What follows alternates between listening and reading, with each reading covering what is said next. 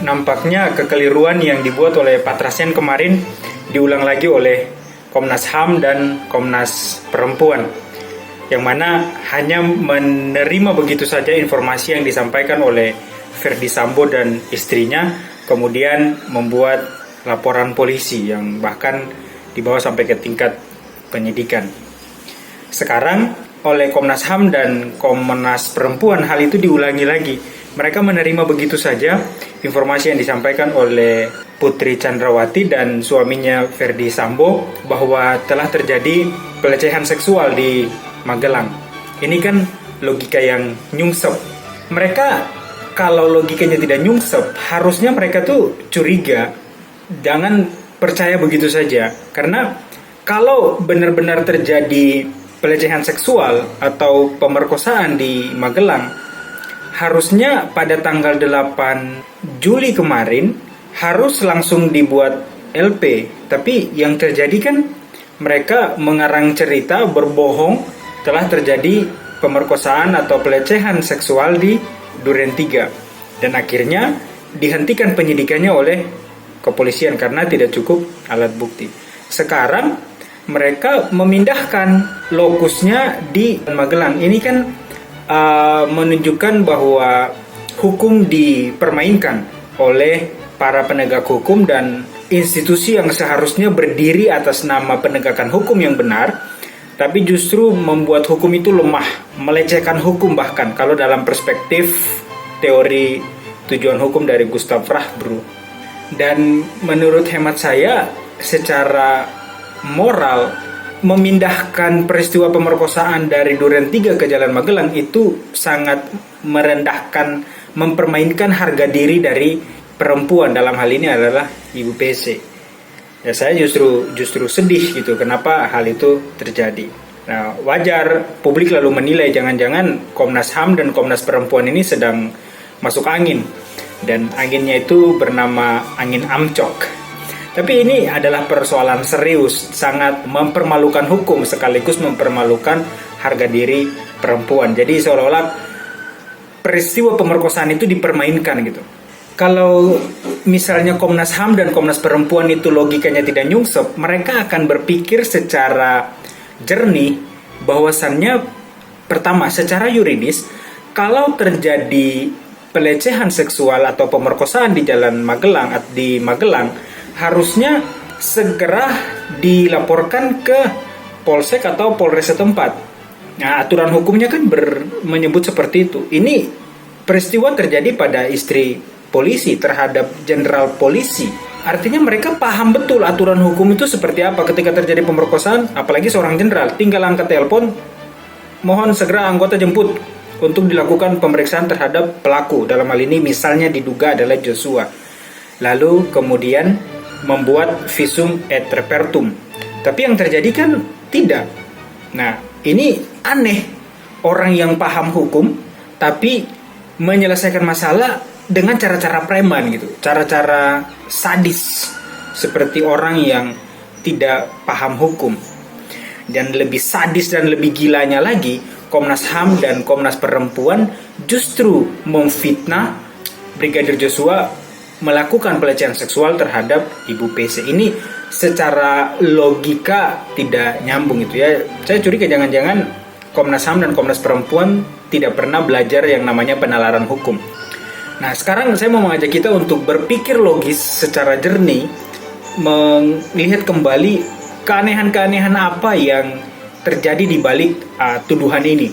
Harusnya Komnas HAM dan Komnas Perempuan itu belajar dari penyidik yang membatalkan gugatan atau laporan pemerkosaan di Duren 3. Mengapa? Karena yang disebut pelecehan seksual itu harus atau pasti ada dalam suatu rangkaian peristiwa. Misalnya kasus kemarin di Duren 3, kepolisian menolak atau tidak melanjutkan penyidikan karena memang tidak cukup alat bukti. Meskipun memang di dalam Undang-Undang Penghapusan Kekerasan Seksual menyebutkan bahwa satu saksi korban pun, keterangan dari saksi korban pun itu sudah kuat untuk diteruskan. Tapi yang terjadi kan tidak dilanjutkan penyidikannya karena teks atau pasal yang mengatur tentang kesaksian satu saksi korban itu tidak didukung oleh alat bukti dan tidak nyambung dengan rangkaian peristiwa pembunuhan di Duren 3. Sehingga seharusnya Komnas HAM dan Komnas Perempuan ini berpikir yang relevan dengan itu, bahwa ada peristiwa pelecehan seksual atau dugaan pemerkosaan di Magelang harus dihubungkan dengan rangkaian peristiwa yang terjadi pada saat itu. Seperti apa rangkaian peristiwa pada saat itu ya? Pertama tadi, tidak logis secara yuridis mengapa istri jenderal mengetahui setelah diperkosa tidak segera lapor polisi untuk kemudian memproses hukum pelaku, tapi justru membiarkan itu sampai di Duren 3. Lalu juga tidak melakukan visum et repertum, padahal itu ketentuan hukum mengatakan seperti itu. Kemudian keanehan yang selanjutnya adalah dalam logika korban kekerasan seksual, umumnya mereka yang menjadi korban itu malas atau bahkan marah, malu melihat pelaku yang sudah memperkosa dirinya.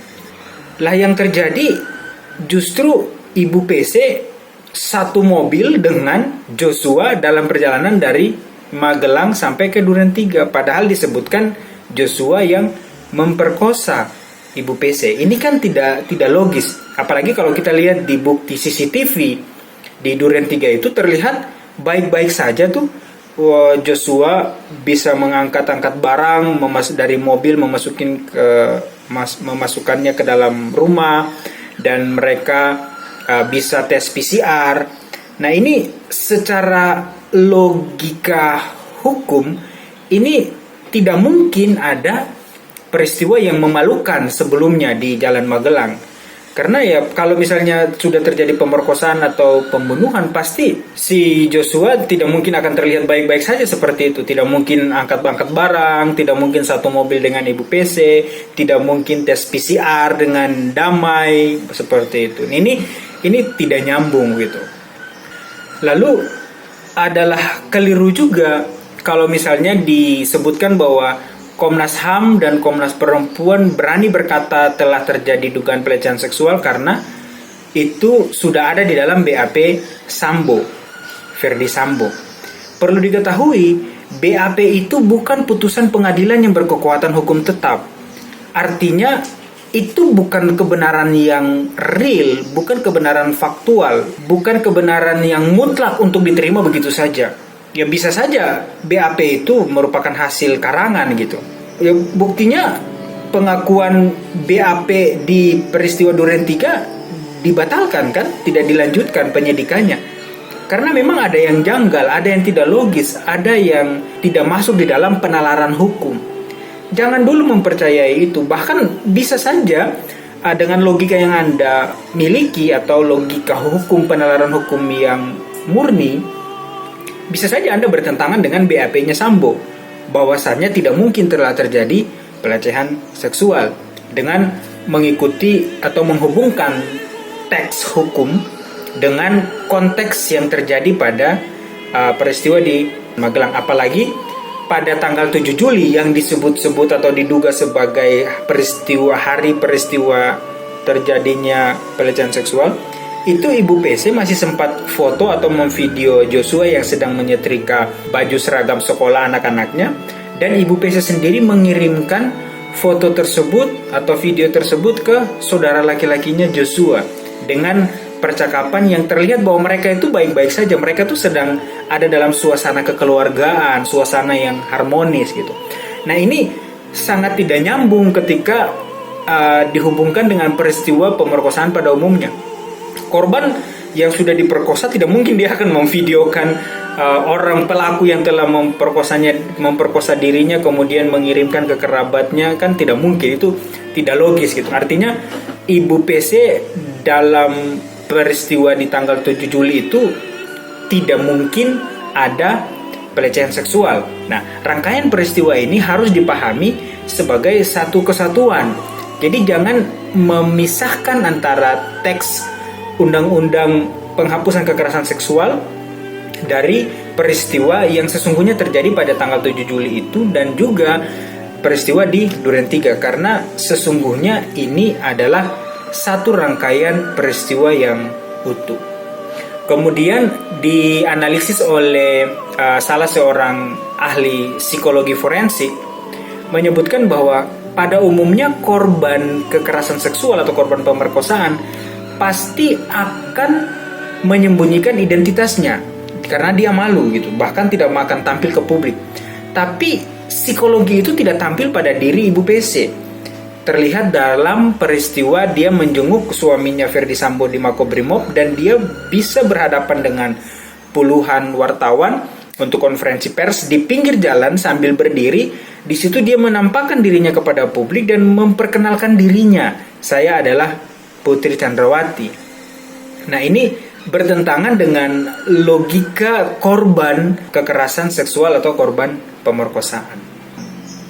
Sekali lagi, yang mau ditekankan di sini adalah harus sebagai penegak hukum atau institusi yang berfungsi untuk mengawasi penegak hukum harus memiliki logika yang jernih, memiliki penalaran yang tajam terhadap suatu peristiwa pidana yang mana itu harus dihubungkan antara teks dengan konteks, jangan memisahkan.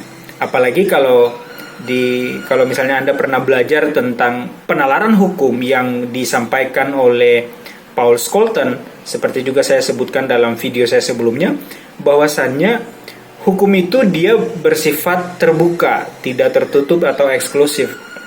Artinya selalu ada fakta-fakta baru, fakta-fakta unik, yang mana fakta-fakta itu harus dipahami secara lentur oleh teks hukum. Artinya teks hukum di dalam Undang-Undang Penghapusan Kekerasan Seksual, terutama yang mengatur tentang keterangan saksi korban adalah sah, itu jangan diterima begitu saja, tapi harus dimaknai dalam konteks di mana suatu fakta peristiwa itu terjadi, sehingga hukum itu menjadi hidup dan bisa memenuhi rasa keadilan dari publik, terutama korban. Karena lagi-lagi pada umumnya yang menjadi korban kekerasan seksual atau korban pemerkosaan, dia pasti akan berusaha sekuat mungkin untuk mengumpulkan bukti-bukti yang bisa mendukung atau bisa membantu dia ketika dia memproses kasus tersebut ke pengadilan.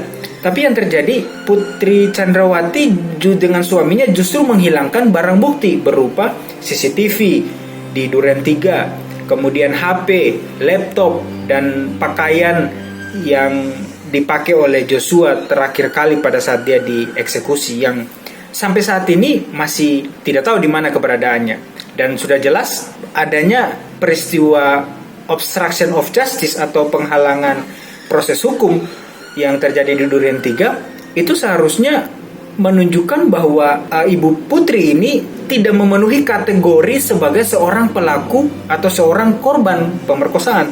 Karena orang yang menjadi korban kekerasan seksual, korban pemerkosaan, pasti dia akan berusaha mendapatkan bukti itu untuk mendukung bahwa benar dia telah diperkosa. Ini dia malah menghilangkan bukti tersebut. Ini kan aneh gitu. Makanya dicurigai oleh publik, jangan-jangan ada sesuatu yang memang sengaja untuk dihilangkan dari rangkaian peristiwa ini, lalu peristiwa pemerkosaan atau pelecehan seksual hanya dijadikan alasan untuk membenarkan sebenarnya ada suatu kebobrokan besar yang mau disembunyikan. Jadi sekali lagi poin penting yang mau disampaikan kepada kedua institusi pengawas penegak hukum di Indonesia, dalam hal ini adalah Komnas HAM dan Komnas Perempuan, milikilah penalaran hukum yang tajam, milikilah logika hukum yang jernih, supaya jangan kesannya keberadaan kalian itu melecehkan hukum, jangan sampai keberadaan kalian itu terkesan memfitnah korban yang sudah dibunuh secara sadis